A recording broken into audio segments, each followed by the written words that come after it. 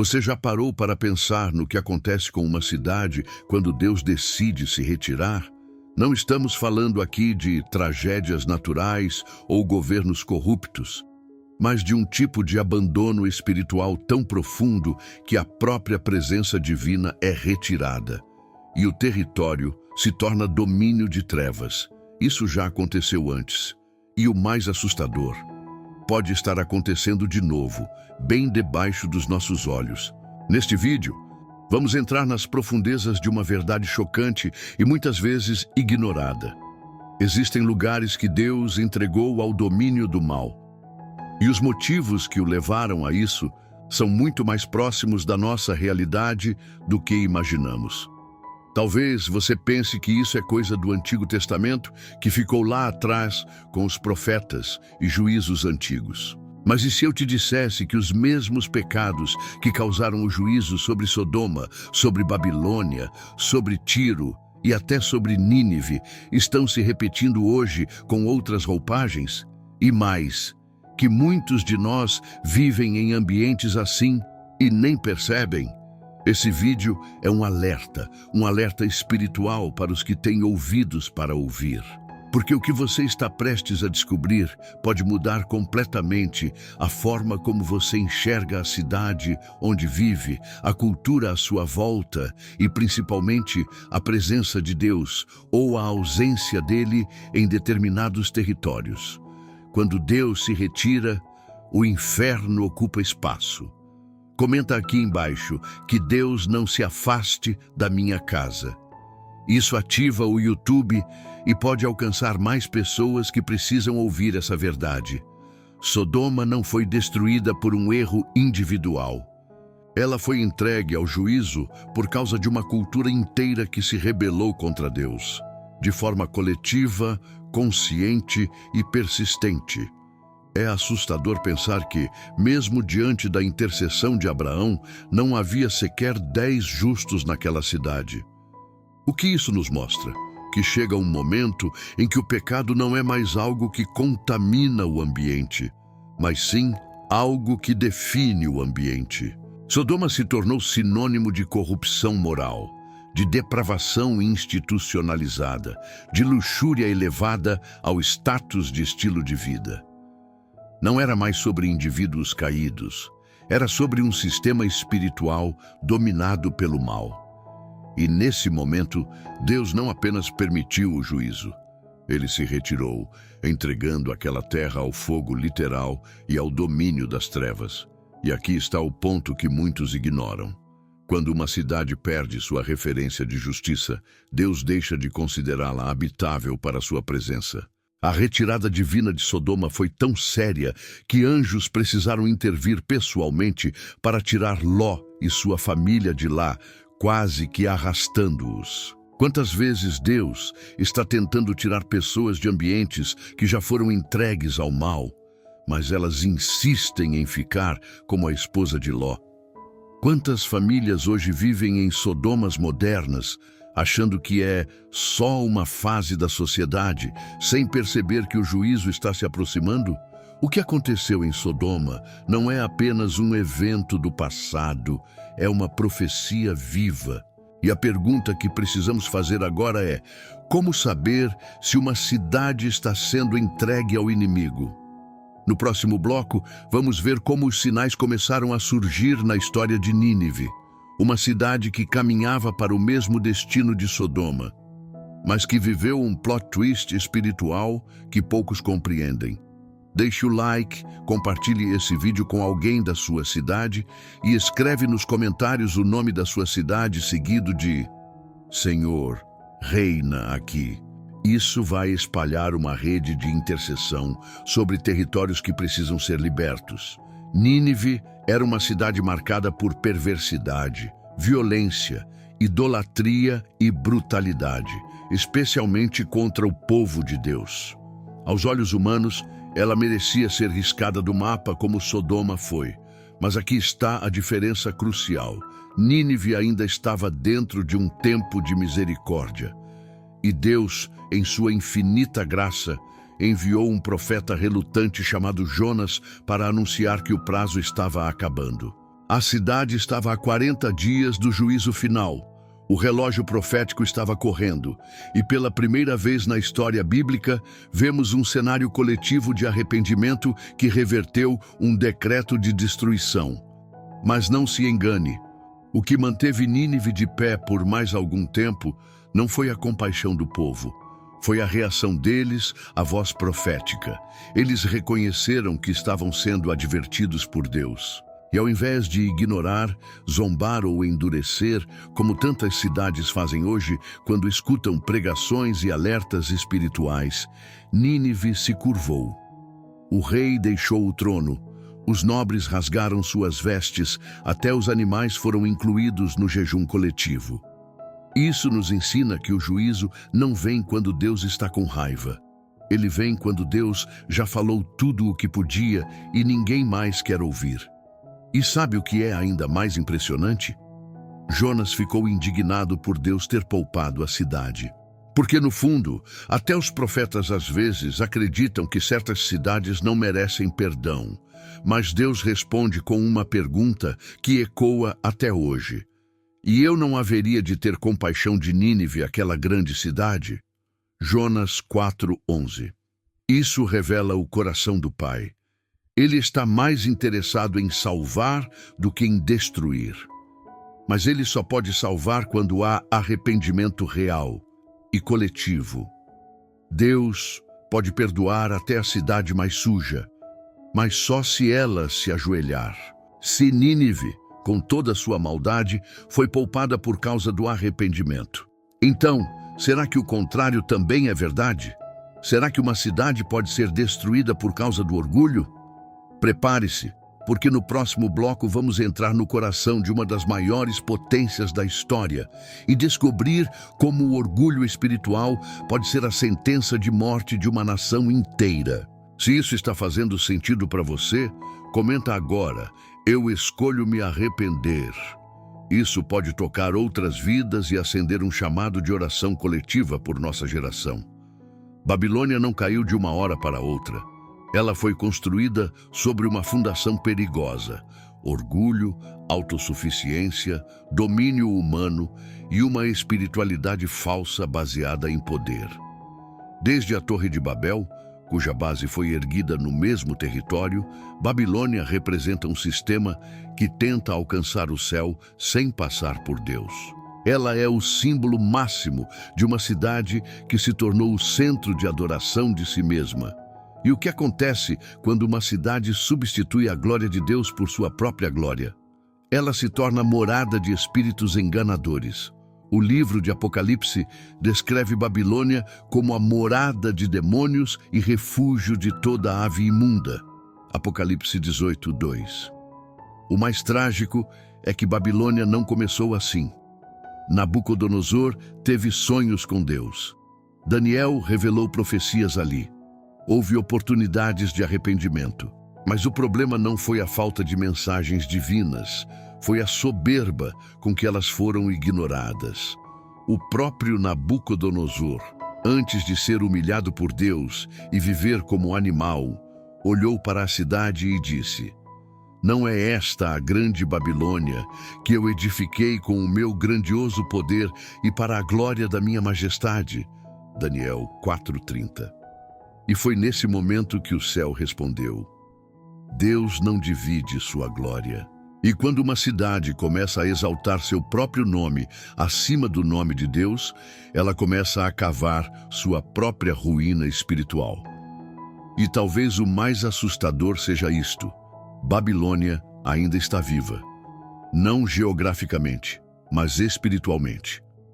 O espírito de Babilônia ainda governa sistemas, mídias, governos, empresas, cidades. Ele seduz com poder, beleza, controle e religiosidade vazia. E muitos vivem dentro de Babilônias modernas, achando que estão prosperando, sem perceber que o céu já se retirou há muito tempo. Babilônia é toda cidade que adora o próprio nome. Mas e quando o problema não é o orgulho, e sim o comércio, e quando Deus é trocado por lucros? Quando o altar vira uma vitrine? Isso nos leva à próxima cidade, uma das mais influentes e ricas da Bíblia, e também uma das mais amaldiçoadas. Já curtiu esse vídeo? Se ainda não, esse é o momento.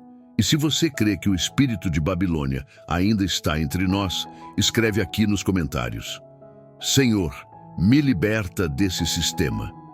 Tiro era uma cidade portuária, cercada de beleza, riqueza e poder comercial. Seu nome era sinônimo de sucesso e luxo. Mas por trás das cortinas douradas havia algo muito mais sombrio. Tiro era uma cidade que personificava o espírito do anticristo, não na forma de guerra, mas de sedução econômica. Em Ezequiel 28, vemos uma das passagens mais enigmáticas da Bíblia. Deus fala ao rei de Tiro, mas de repente começa a descrever alguém que estava no Éden, coberto de pedras preciosas, um querubim ungido que caiu por causa do orgulho. Esse texto é usado por muitos estudiosos para descrever tanto o rei terreno quanto Satanás, indicando que Tiro não era apenas uma cidade, era uma fortaleza espiritual de poder demoníaco disfarçado de prosperidade. A cidade foi amaldiçoada porque se tornou símbolo de idolatria ao lucro. Negociavam com tudo, até com almas. Profanaram o sagrado em troca de vantagens. E assim como Sodoma, Deus a entregou à destruição. Ezequiel profetizou: Trarei contra ti muitos povos, e eles destruirão os teus muros, lançarão as tuas pedras e o teu entulho nas águas. Ex 26, 3:12. E isso aconteceu. A cidade foi literalmente jogada ao mar. Essa é uma das lições mais urgentes para a nossa geração. Uma cidade que se alimenta de ganância e transforma tudo em produto, está se preparando para o juízo. Tiro representa tudo aquilo que transforma o reino em comércio. Quando o lucro se torna mais importante que a presença de Deus, seja em governos, em igrejas, em empresas ou em corações, o abandono divino se torna inevitável. Quando o altar vira vitrine, Deus sai pela porta. Compartilha esse vídeo com alguém que precisa acordar espiritualmente. Comenta abaixo que o Senhor purifique a minha cidade, porque o juízo começa quando o povo para de orar. Se Deus entregou Sodoma, quase entregou Nínive, condenou Babilônia e destruiu Tiro. O que ele está dizendo sobre as cidades de hoje? Como saber se a sua cidade, sua casa, sua igreja, seu ambiente já foram entregues ao mal? No próximo bloco, vamos falar sobre como discernir os sinais de abandono espiritual em uma cidade e como interceder antes que seja tarde demais. O abandono espiritual de uma cidade não começa com terremotos, nem com fogo do céu. Começa de forma muito mais sutil. Deus para de falar. E esse é, talvez, o maior sinal de que algo terrível está por vir. Antes da destruição de Sodoma, Deus falava com Abraão. Antes da queda de Babilônia, Deus alertou Nabucodonosor. Antes de Nínive ser poupada, Deus enviou Jonas. Mas quando o céu se silencia, é porque já falou tudo o que tinha para dizer. O silêncio de Deus é o último aviso. E hoje, há muitas cidades onde não se ouve mais a voz profética. As igrejas viraram entretenimento. A palavra foi substituída por motivação. Os altares foram profanados com interesses humanos. E os céus ficaram em silêncio. Outro sinal claro do abandono divino é a inversão moral. Quando o certo passa a ser considerado errado e o pecado é aplaudido como virtude. Quando líderes espirituais se dobram ao sistema, quando o nome de Deus é usado em campanhas políticas e o evangelho se torna moeda de troca, é porque os fundamentos já estão podres. A palavra diz: se os fundamentos forem destruídos, o que poderá fazer o justo? Salmo 11:3. Essa pergunta ecoa hoje nos becos das cidades, nos palanques, nas redes sociais e até dentro de muitos púlpitos. A fundação foi abalada, e Deus, que é justo, não pode habitar onde a justiça foi vendida. Mas talvez o mais triste dos sinais seja a anestesia espiritual coletiva, quando ninguém mais sente falta da presença de Deus, quando tudo parece bem, mas no espírito há desolação, quando as multidões lotam lugares, mas saem vazias, quando há barulho, mas não há glória. Foi isso que aconteceu com Sansão. Ele ainda lutava, mas o Espírito do Senhor já havia se retirado, e ele nem percebeu. Será que muitas cidades hoje estão como Sansão, lutando, marchando, pregando, mas Deus já foi embora? O maior juízo de Deus é o silêncio dele. Comenta agora: fala conosco, Senhor. Essa frase pode parecer simples, mas se você disser de verdade com fé, pode quebrar esse ciclo de silêncio espiritual sobre sua casa, sua cidade e sua vida. Mas se existem cidades sendo abandonadas, existem também intercessores sendo despertos. No próximo bloco, vamos falar sobre como um povo arrependido e fervoroso pode reverter decretos de juízo, mesmo quando tudo parece perdido. Em toda a Bíblia, há um padrão que nunca falha. Quando o povo ora, Deus responde. Mesmo diante do pior cenário, se houver alguém que clame, o céu se move. É por isso que Deus não destruiu Nínive. É por isso que Ló foi poupado de Sodoma. É por isso que Daniel sobreviveu na Babilônia. E é por isso que Tiro foi profetizada antes de ser destruída. Deus sempre avisa antes de agir. Mas há algo ainda mais poderoso do que avisos: a intercessão coletiva. Quando uma geração se ajoelha, quando famílias clamam juntas, quando igrejas param de competir e começam a jejuar, as cidades podem ser salvas. Imagine se houvesse um grupo de jovens intercedendo por sua cidade, clamando nas madrugadas por justiça, chorando pelos perdidos, clamando pelos líderes, suplicando por avivamento. Imagine se os cristãos voltassem a andar pelas ruas, orando em silêncio, impondo mãos sobre os muros da escola, consagrando cada esquina da comunidade. É disso que estamos falando. Uma cidade só é dominada pelas trevas quando a luz se apaga. E se ainda houver luz, ainda há esperança. A palavra é clara. Se o meu povo que se chama pelo meu nome se humilhar, orar, buscar a minha face e se converter dos seus maus caminhos, então eu ouvirei dos céus, perdoarei os seus pecados e sararei a sua terra. 2 Crônicas 7:14. A promessa não depende do governo, da economia, nem da cultura. Depende do povo de Deus. O que ele espera é quebrantamento. E se essa mensagem está chegando até você hoje, talvez seja porque você é uma das pessoas que ele está chamando para interceder. Se você quer fazer parte disso, digita nos comentários agora: eu sou um intercessor da minha cidade. E compartilha esse vídeo com mais 3 pessoas que precisam despertar. O inferno avança onde a igreja se cala. Agora que entendemos o poder da intercessão, vamos falar no próximo bloco sobre a responsabilidade pessoal. Porque antes de Deus mudar uma cidade, ele começa mudando um coração. O arrependimento de Nínive começou no trono, mas se espalhou pelas casas. A oração de Daniel não começou no palácio, mas transformou o império. O clamor de Elias não nasceu no altar, mas num coração quebrado. O que essas histórias têm em comum? Elas mostram que Deus começa por dentro. Antes de mudar os territórios, ele restaura os templos vivos, e esses templos somos nós.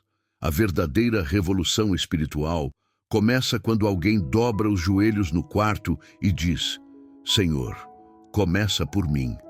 Você não precisa ser pastor, profeta ou líder famoso. Basta estar disponível. Basta se arrepender de verdade, chorar pelo estado espiritual da sua geração e dizer: Senhor, não passe direto por mim. Se o Senhor vai visitar essa cidade, visita a minha casa também. Esse tipo de oração, feita em segredo, tem mais poder do que muitos discursos em púlpitos. Deus não está atrás de fama, ele está atrás de corações. E quando ele encontra um, o céu se move.